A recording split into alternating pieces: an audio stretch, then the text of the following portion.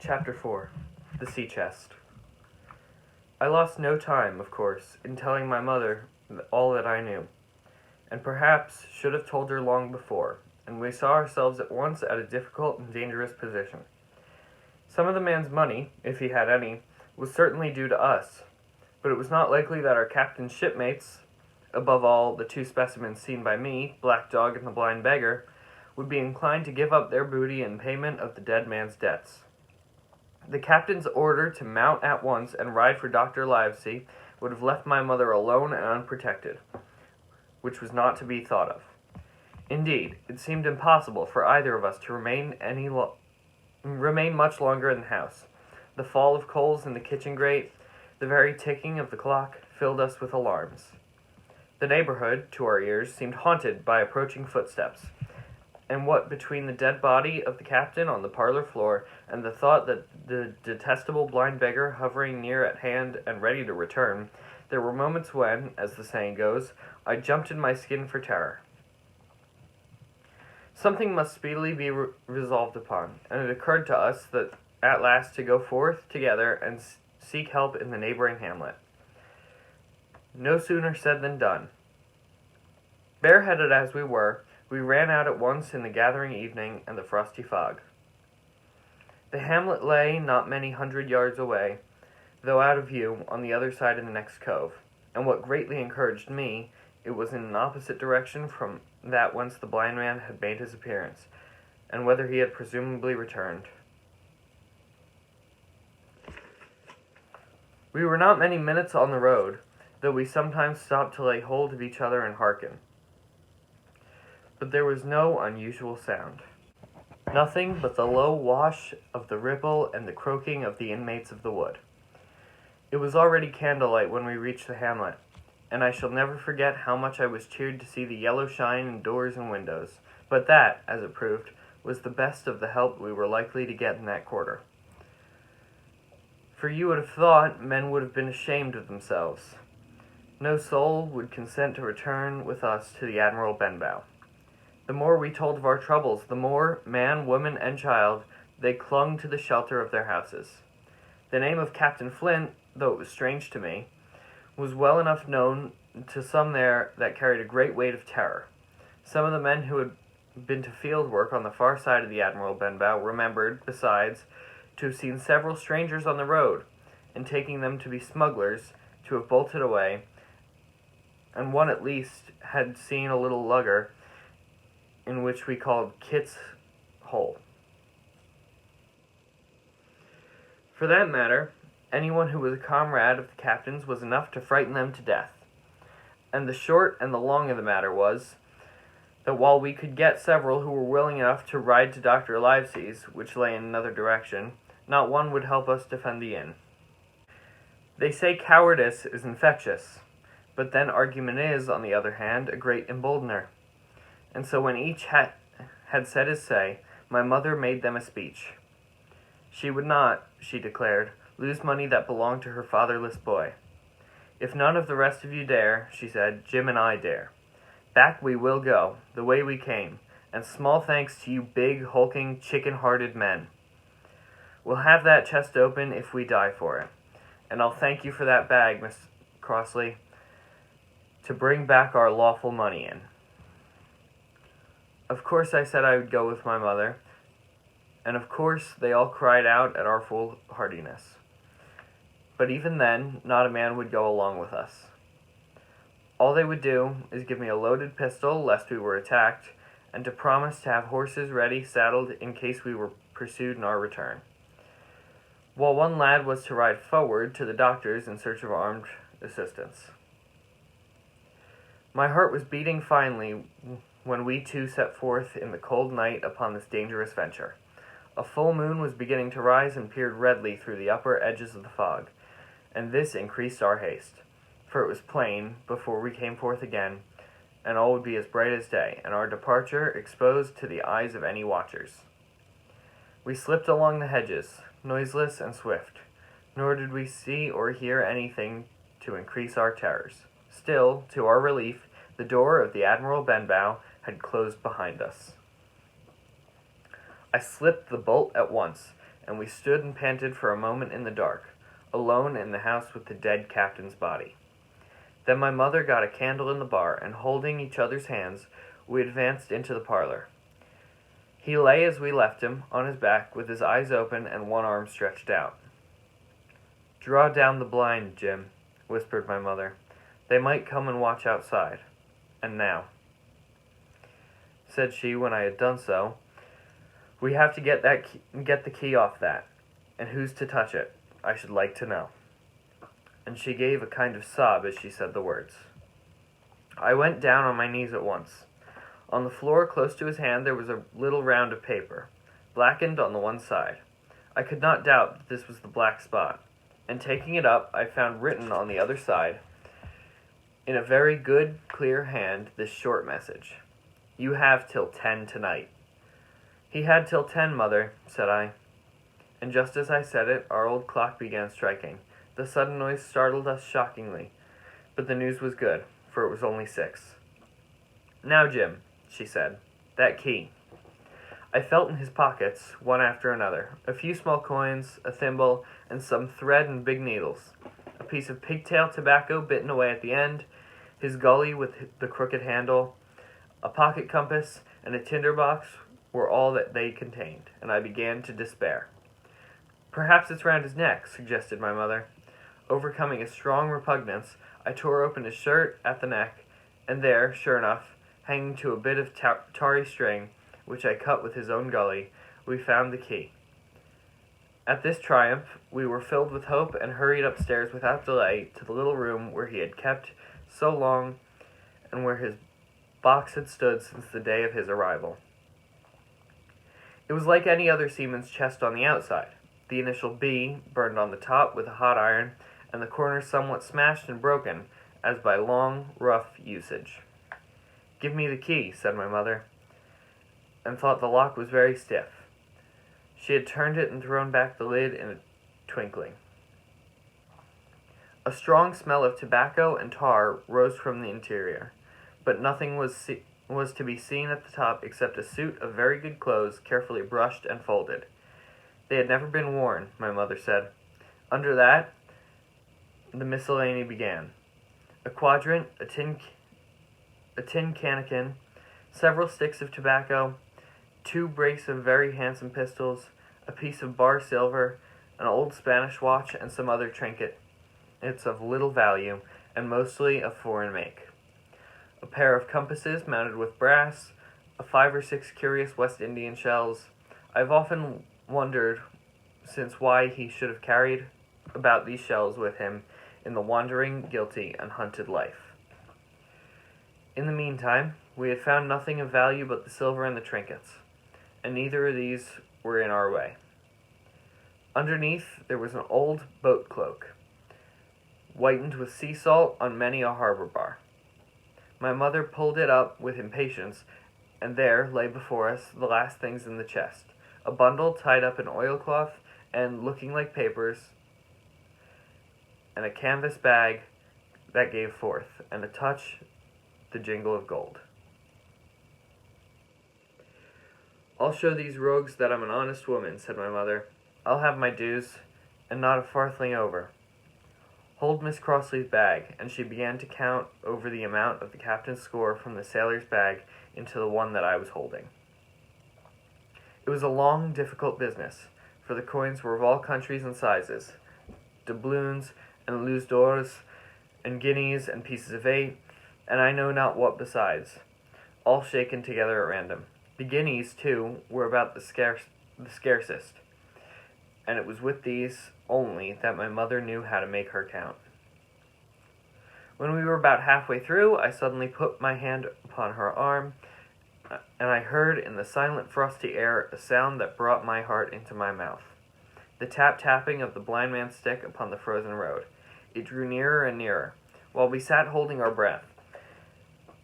Then it struck sharp on the inn door, and then we could hear the handle being turned and the bolt rattling as the wretched being tried to enter. And then there was a long time of silence both within and without. At last, the tapping recommenced, and, to our indescribable joy and gratitude, died slowly away again until it ceased to be heard. "Mother," said I, "take the whole and let's be going." For I was sure the bolted door must have seemed suspicious and would bring the whole hornet's nest about our ears. Though how thankful I was when I had bolted it, none could tell who had never met the terrible blind man. But my mother, frightened as she was, would not consent to take a fraction more than was due to her, and was abstinently willing to be content with less. It was not yet 7, she said, by a long way. She knew her rights, and she would have them. And she was still arguing with me when a little low whistle sounded a good way off upon the hill. That was enough, and more than enough, for both of us. "I'll take what I have," she said, jumping to her feet. "And I'll take this square to count," said I, picking up the oilskin packet. Next moment we were both groping downstairs, leaving by the handle by the empty chest. And next we had opened the door and were in full retreat. We had not started a moment too soon. The fog was rapidly dispersing. Already the moon shone quite clear on the high ground on either side, and it was only in the exact bottom of the dell and round the tavern door that a thin veil still hung unbroken to conceal the first steps of our escape. Far less than halfway to the hamlet, very little beyond the bottom of the hill, we must come forth into the moonlight. Nor was this all, for the sound of several footsteps running came already to our ears, and we looked back in their direction. A light tossing to and fro and still rapidly advancing showed that one of the newcomers carried a lantern. "My dear," said my mother suddenly, "take the money and run on. I'm going to faint." This was certainly the end for both of us, I thought. How I cursed the cowardice of the neighbors, how I blamed my poor mother for her honesty and her greed, for her past foolhardiness and present weakness. We were just at the little bridge, by good fortune, and I helped her, tottering as she was, to the edge of the bank, where, sure enough, she gave a sigh and fell on my shoulder. I do not know how I found the strength to do it at all, and I am afraid it was roughly done, but I managed to drag her down the bank and a little way under the ark. Farther I could not move her, for the bridge was too low to let me more than crawl below it. So we had to stay, my mother almost entirely exposed, and both of us within earshot of the inn. Chapter 5. The Last of the Blind Man. My curiosity, in a sense, was stronger than my fear, for I could not remain where I was, but crept back to the bank again, whence, sheltering my head behind a bush of broom, I might command the road before our door. I was scarcely in position ere my enemies began to arrive. 7 or 8 of them, running hard, their feet beating out of time along the road, and the man with the lantern some paces in front. 3 men ran together, hands in hand, and I made out, even though through the mist, that the middle man of this trio was the blind beggar. The next moment his voice showed me that I was right. "Down with the door!" he cried. "Aye, aye, sir," answered 2 or 3, and a rush was made upon the Admiral Benbow, the lantern-bearer following, and then I could see them pause, and hear speeches passed in lower key, as if they were surprised to find the door open. But the pause was brief, for the blind man again issued his commands. His voice sounded louder and higher, as if he were afire with eagerness and rage. "In, in, in," he shouted, and cursed them for their delay. 4 or 5 of them obeyed at once, 2 remaining on the road with the formidable beggar. There was a pause, then a cry of surprise, and then a voice shouting from the house, "Bill's dead." But the blind man swore at them again for their delay. "Search him, some of you shrinking lubbers, and the rest of you aloft and get the chest," he cried. I can hear their feet rattling up our old stairs, so that the house might have shook with it. Promptly afterwards, fresh sounds of astonishment arose. The window of the captain's room was thrown open with a slam and a jingle of broken glass, and a man leaned out into the moonlight, head and shoulders, and addressed the blind beggar on the road below him. "Pew!" he cried. "They've been before us. Someone's turned the chest out, alow and aloft." "Is it there?" roared Pew. "The money's there." The blind man cursed the money. "Flint's fist, I mean," he cried. "We don't see it here nohow," returned the man. "Here, you below there. Is it on Bill?" cried the blind man again. At that, another fellow, probably him who had remained below to search the captain's body, came to the door of the inn. "Bill's been overhauled already," said he. "Nothing left." "It's these people of the inn. It's that boy. I wish I had put his eyes out," cried the blind man. Pew. "They were here no time ago. They had the door bolted when I tried it. Scatter, lads, and find 'em." "Sure enough, they left their glim here," said the fellow from the window.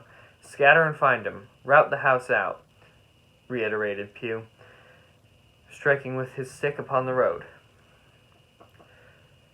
And then there followed a great to-do through our old inn. Heavy feet pounding to and fro, furniture thrown over, doors kicked in, until the very rocks re-echoed and the men came out again, one after another, on the road, and declared that we were nowhere to be found.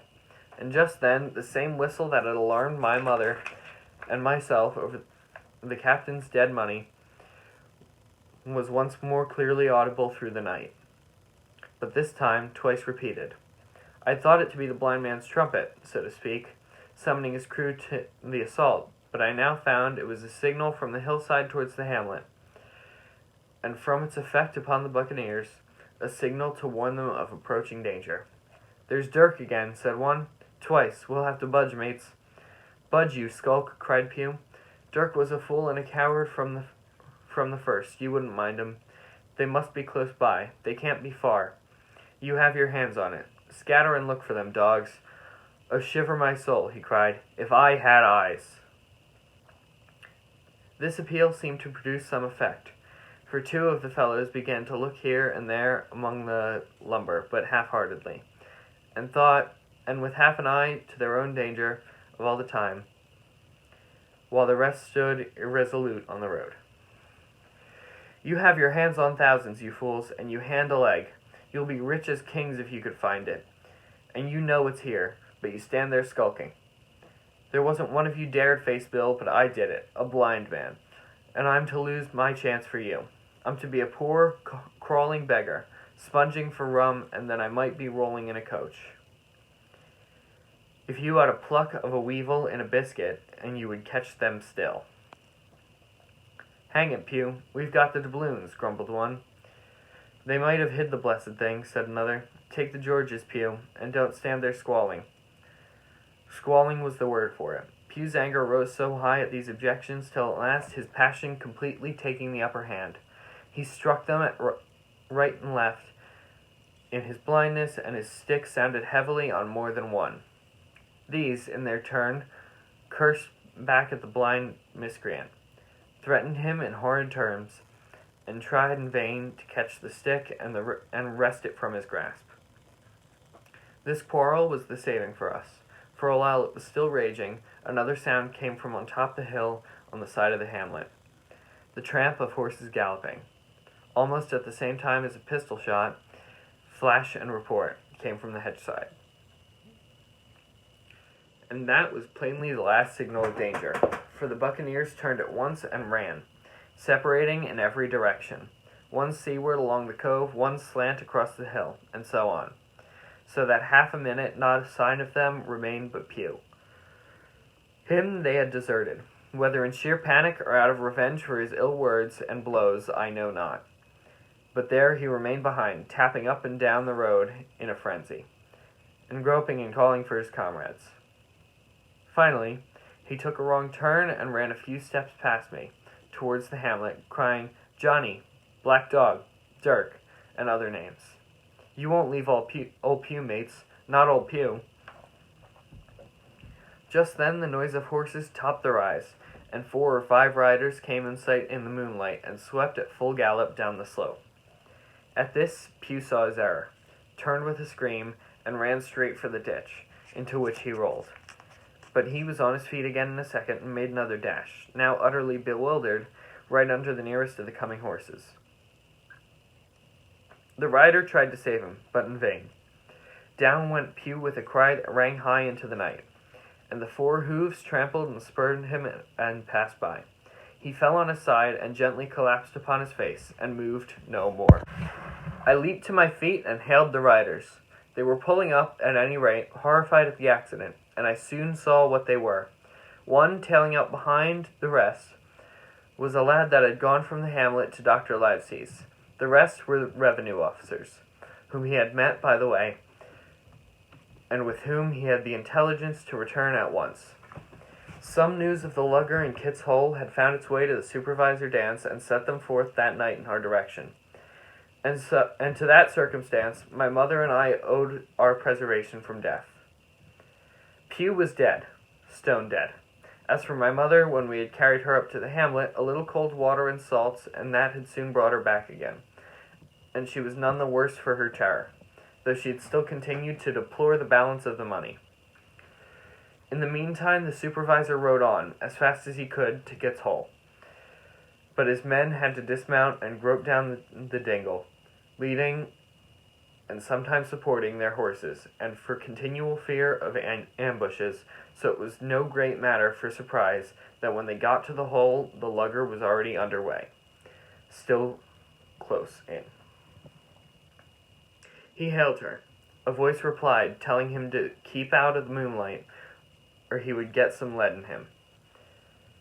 And at the same time, a bullet whistled close by his arm.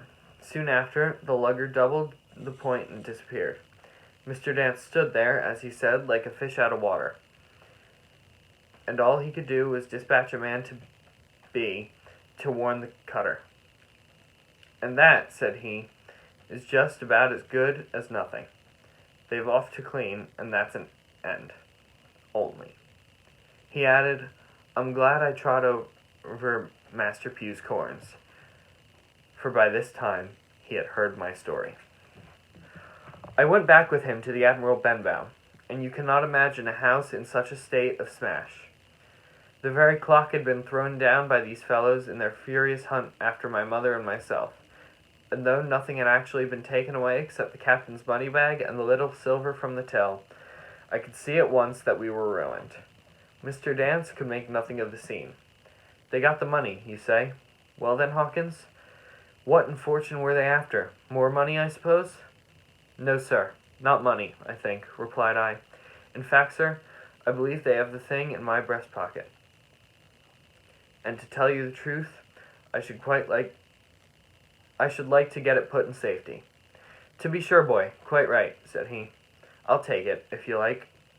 I thought perhaps, Dr. Livesey, I began. Perfectly right, he interrupted very cheerily. Perfectly right, a gentleman and a magistrate. Now, as I come to think of it, I might as well ride round there myself and report to him or Squire. Master Pugh's dead, when all's done. Not that I regret it, but he's dead, you see, and people will make out against an officer of His Majesty's revenue, if make it out they can. Now, I'll tell you, Hawkins, if you like, I'll take you along. I thanked him heartily for the offer, and we walked back to the hamlet where the horses were. By the time I had my mother of my purpose, they were all in the saddle. Dogger, said Mr. Dance, you have a good horse. Take up this lad behind you. As soon as I was mounted, holding on to Dogger's belt, the supervisor gave the word, and the party struck at a bouncing trot on the road to Dr. Livesey's house. Chapter 6. The Captain's Papers. We rode hard all the way till we drew up before Dr. Livesey's door. The house was all dark to the front. Mr. Dance told me to jump down and knock, and Dogger gave me a stirrup to descend by. The door was opened almost as once by the maid. Is Dr. Livesey in? I asked. No, she said. He had come home in the afternoon, but had gone up to the hall to dine and pass the evening with the squire. So there we go, boys, said Mr. Dance. This time, as the distance was short, I did not mount, but ran with Dogger's stirrup leather to the lodge gates and up the long, leafless, moonlit avenue where the white line of the hall buildings looked on either hand or great old gardens. Here Mr. Dance dismounted, and taking me along with him, was admitted at a word into the house. The servant led us down the matted passage and showed us at the end into a great library, all lined with bookcases and busts upon the top of them, where the squire and Dr. Livesey sat, pipe in hand, on either side of a bright fire. I have never seen the squire so near at hand. He was a tall man, over 6 feet high, and broad in proportion, and he had a bluff, rough-and-ready face. all roughened and reddened and lined in his long travels. His eyebrows were very black, and moved readily, and this gave him a look of some temper. Not bad, you would say, but quick and high. "Come in, Mr. Dance," says he, very stately and condescending. "Good evening, Dance," says the doctor with a nod. "And good evening to you, friend Jim. What good wind brings you here?" The supervisor stood up straight and stiff and told his story like a lesson. And you should have seen how the two gentlemen leaned forward and looked at each other, and forgot to smoke in their surprise and interest. When they heard how my mother went back to the inn, Dr. Livesey fairly slapped his thigh, and the squire cried, "Bravo!" and broke his long pipe against the grate.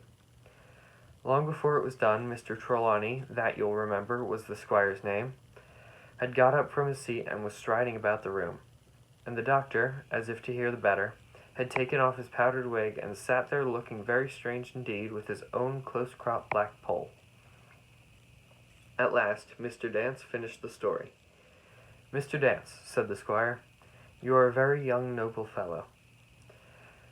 And as for writing down that black, atrocious miscreant, I regard it as an act of virtue, sir, like stamping on a cockroach. This lad Hawkins is a trump, I perceive. Hawkins, will you ring that bell? Mr. Dance must have some ale." "And so, Jim," said the doctor, "you have the thing that they were after, have you?" "Here it is, sir," said I, and gave him the oilskin packet. The doctor looked it all over, as if his fingers were itching to open it, but instead of doing that, he put it quietly in the pocket of his coat. "Squire," said he, "when Dance has had his ale, he must, of course, be off to his Majesty's service. But I mean to keep Jim Hawkins here to sleep at my house, and with your permission, I propose we should have up the cold pie and let him sup." "As you will, Livesey," said the squire. "Hawkins has earned better than cold pie." So big pigeon pie was brought in and put on a side table, and I made a hearty supper, for I was hungry as a hawk, while Mr. Dance was further complimented and at last dismissed. "And now, squire," said the doctor. "And now, Livesey," said the squire in the same breath. One at a time," laughed Dr. Livesey. "You have heard of this Flint, I suppose?" "Heard of him?" cried the squire. "Heard of him, you say? He was the bloodthirstiest buccaneer that sailed. Blackbeard was a child to Flint. The Spaniards were so prodigiously afraid of him that, I tell you, sir, I was sometimes proud he was an Englishman. I've seen his topsails with these eyes off Trinidad, and the cowardly son of a rum puncheon that I sailed with put back, sir, into port of Spain." "Well, I've heard of him myself in England," said the doctor, "but point is, had he money?" "Money!" cried the squire. "Have you heard the story? What were these villains after but money? What do they care for but money? For what do they risk their rascal carcasses but money?"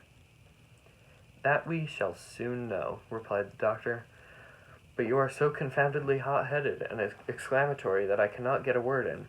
What I want to know is, supposing that I have here in my pocket some clue to where Flint buried his treasure, will that treasure amount to much?"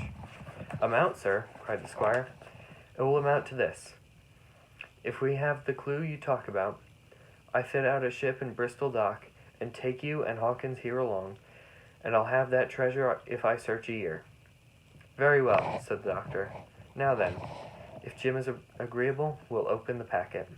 And he laid it before him on the table. The bundle was sewn together, and the doctor had to get out his instrument case and cut the stitches with his medical scissors.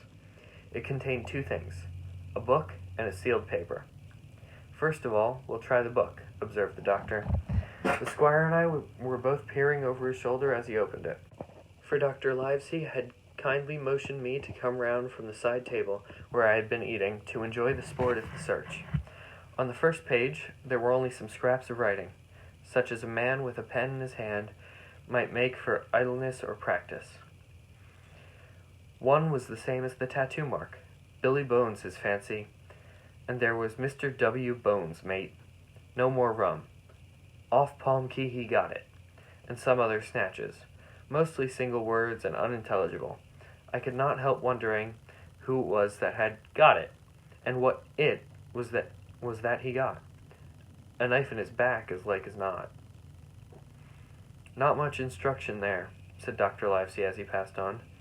The next 10 or 12 pages were filled with a curious series of entries. There was a date at one end of the line, and at the other a sum of money, as in common account books, but instead of explanatory writing, only a varying number of crosses between the two. On the 12th of June, 1745, for instance, a sum of £17 had plainly become due to someone, and there was nothing but 6 crosses to explain the cause.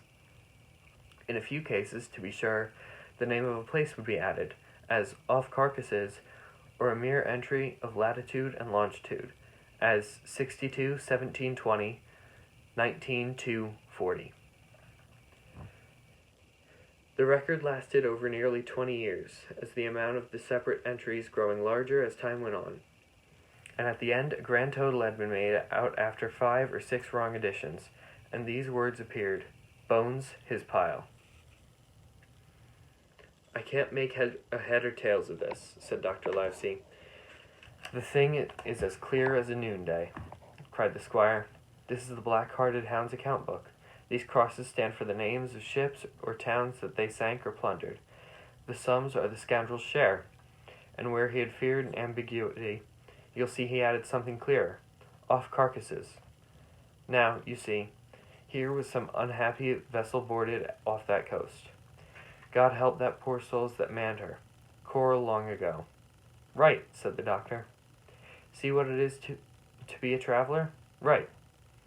And as the mounts increase, you see, as he rose in rank. There was little else in the volume but a few bearings of places noted in the blank leaves towards the end, and a table for reducing French, English, and Spanish moneys to a common value. Thrifty man, cried the doctor. He wasn't the one to be cheated. And now, said the squire, for the other. The paper had been sealed in several places with a thimble by way of seal. The very thimble, perhaps, that I had found in the captain's pocket. The doctor opened the seals with great care, and there fell out the map of an island, with latitude and longitude, soundings, names of hills and bays and inlets, and every particular that he needed to bring the ship to a safe anchorage upon its shores. It was about 9 miles long and 5 across, shaped, you might say, like a fat dragon standing up, and had 2 fine landlocked harbors, and a hill at the center marked the Spyglass. There were several additions of a later date, but above all, 3 crosses of red ink, 2 on the north part of the island, 1 at the southwest, and beside the last, in the same red ink, in a small, neat hand, very different from the captain's tottery characters, these words: Bulk of treasure here. Over the back, the same hand had written this further information: Tall tree, spyglass shoulder, bearing the point of NNE. Skeleton Island, ESE, and by E. 10 feet. The bar silver is in the north cache. You can find it by the trend of the east hummock, 10 fathoms south of the black crag with the face in it. The arms are easy found in the sandhill, north. Point of North Inlet Cape, bearing E and quarter N, JF. That was all, but brief as it was, and to me incomprehensible, it filled the squire and Dr. Livesey with delight. Livesey, said the squire, you will give up this wretched practice at once. Tomorrow I start for Bristol. In 3 days' time, 3 weeks, 2 weeks, 10 days, we'll have the best ship, sir, and the choicest crew in England. Hawkins shall come as cabin boy. You'll make a famous cabin boy, Hawkins. You, Livesey, are ship doctor. I am admiral. We take Redruth, Joyce, and Hunter. We'll have favorable winds, a quick passage, and not the least difficulty in finding the spot, and money to eat, to roll in, to play duck and drake with ever after. Trelawney, said the doctor, I'll go with you, and I'll go bail for it. So will Jim, and be a credit to the undertaking. There's only one man I'm afraid of. And who's that? Cried the squire. Name the dog, sir. You, replied the doctor, for you cannot hold your tongue. We are not the only men who know of this paper. These fellows who attacked the inn tonight, bold, desperate blades, for sure. And the rest who stayed aboard that lugger, and more, I dare say, not far off, are, one and all, through thick and thin, bound that they'll get that money. We must none of us go alone till we get to the sea. Jim and I shall stick together in the meanwhile. You'll take Joyce and Hunter when you ride to Bristol, and from first to last, not one of us must breathe a word of what we've found. Livesey, returned the squire, you are always in the right of it. I'll be as silent as a grave.